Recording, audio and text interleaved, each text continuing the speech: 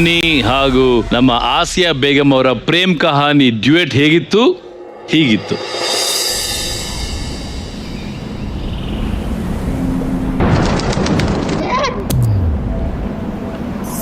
ಮರುಭೂಮಿ ನಡುವಲ್ಲಿ ಕಂಡಾವೋ ಚಿಲುಮೆಯೇ,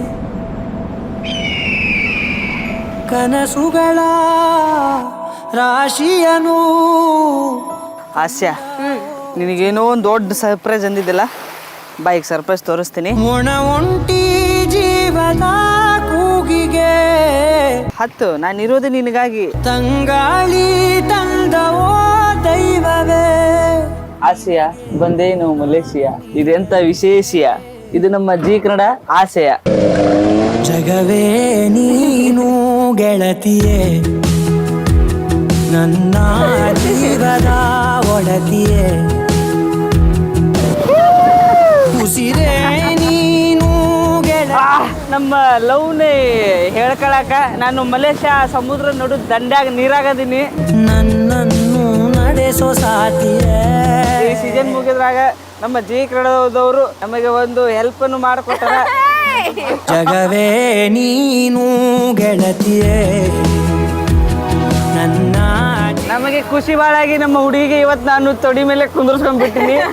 ಇವತ್ತು ತೊಡಿ ಮೇಲೆ, ನಾಳೆ ಹೆಗಲ್ ಮೇಲೆ. ನನ್ನನ್ನು ನಡೆಸೋ ಸಾತಿಯೇ. ಅಷ್ಟು ನಿನ್ನ ಮ್ಯಾಗೆ ನನಗೆ ಲವ್ ಆಗ್ಬಿಟ್ಟದ, ಎಲ್ಲ ನಮ್ಮ ಜೀ ಕನ್ನಡ ಆಶೀರ್ವಾದದಿಂದ. ಜಗವೇ ನೀನು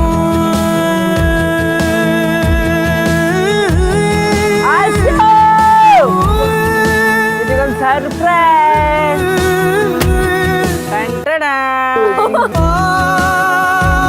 I love you Asha, I love you ಆಶಾ.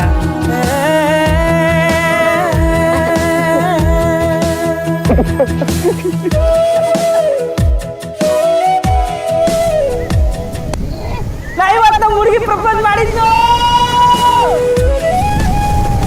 ನಿನಗ ಸೊಸಿ ಸಿಕ್ಲಬೇ ಯವ್ವ.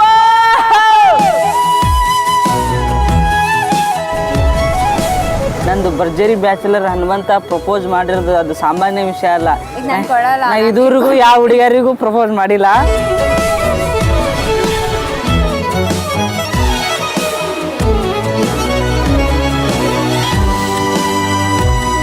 ಇದು ನನ್ನ ನಿನ್ನ ಪ್ರೇಮ ಗೀತೆ ಚಿನ್ನ. ಖುಷಿಯೆಲ್ಲ ಕಲೆ ಹಾಕಿ ನಿನಗಾಗಿ ನಾನು ಹೊತ್ತು ತರುವೆ, ನಿನ್ನ ಕನಸೆಲ್ಲ ನಾನನಸು ಮಾಡುವೆ.